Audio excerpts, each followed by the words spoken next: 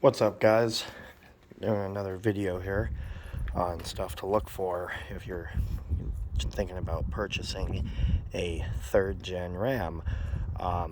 Welcome back to the channel. Tanner 5.9 output, excuse me. Couple things you want to look at here if you're looking to buy one of these. The main things you want to look at. You want to make sure anything probably over about 100,000 miles, you're definitely going to want to check injectors. Hard starting or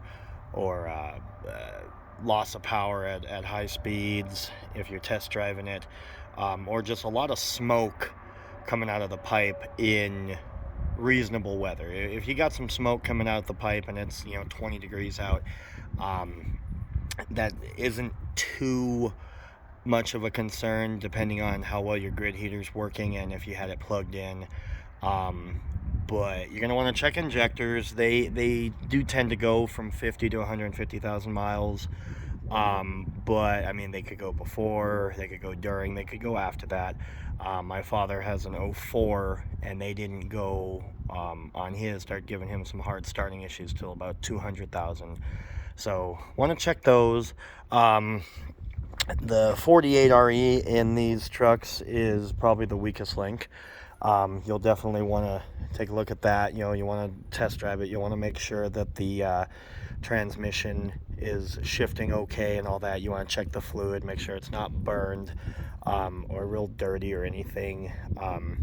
That is going to be something, if you buy it, even if the transmission is in good shape, you'll want to probably get a shift kit put in, have the fluid flushed. That way if it's still running good, that it'll run good under what you've done with the maintenance. But that is something you want to take a look at. The front end of these tends to be a little loose, whether it be the gearbox or the ball joints, tie rod ends. I have solved part of the steering box issue, and I put in this little brace. I did a video on it a little while back. I bought this truck with this dual stabilizer setup. As most of you probably already know, the stabilizer is just a mask if you do have issues. It's mainly to control bump steer, so if you hit a bump or something, the wheel doesn't go all crazy. A couple other things. I know a lot of people have said you want to check the differentials. Differentials don't seem to be a big deal. I mean, you obviously want to check them. I mean, if you're buying from a used car lot, you're definitely going to want to check everything out. But yeah, the main things are going to be that transmission and the injectors. But you check it like any other vehicle. Those are the two main things to look for that I know of. You'll also want to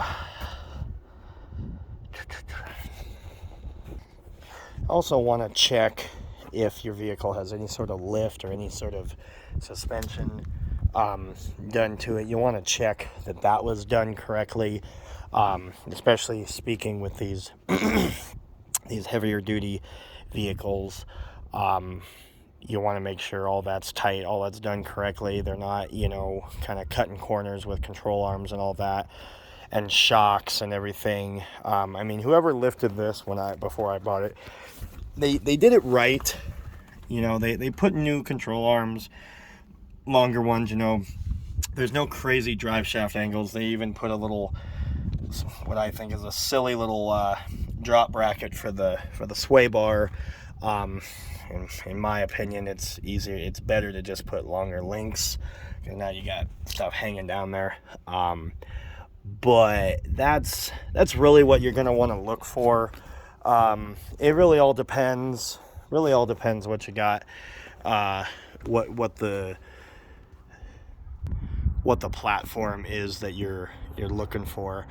You don't, in my opinion, if you're just buying a vehicle that you just want to have, you want to you know, maybe beef up a little, you want to drive around, you want to use for a pickup truck, maybe, you know, go out to the lake or whatever, you don't want to buy something that somebody did, you know, a bunch of crazy stuff to the turbo and the engine and all that, because especially if you're not buying it, you know, from a reputable dealer, or you're not buying it for you know, crazy engine mod prices, you're kind of wondering, you know, what did they screw up, what did they, you know, what did they do, and now they're trying to get out of. Those are the few things I can think of. I know there's a lot more. I wanted to get this video out because I had it going in my head, going, you know, let's do one for a couple of basic, you know, basic stuff people can look for on these. But that's pretty much it, guys. I hope you guys like the channel. Like I said, just starting out here, trying to get better at doing videos and at talking in the videos. It's, I can think about all these things, but then you start, you know, stuttering in the video, and it just everything kind of flows at once. So I hope, you know, whoever is following me can bear with me here. We're gonna hopefully get some bigger and better things going here for the channel. But that's what I got for that. You know, check those injectors, check that transmission, check that front end. Definitely check your differentials, transfer case, check all your fluids, anything you can check.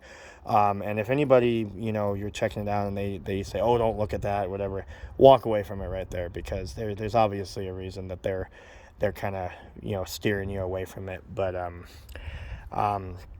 yeah, that's it for things you want to check for on a 3rd gen. Like I said, I know there's a lot more. If you think of some, you know, that I could do a video on, let me know, put it in the comments, and I'll be happy to do that once I get a few other ideas coming through. And I will see you guys next time. Thanks for watching.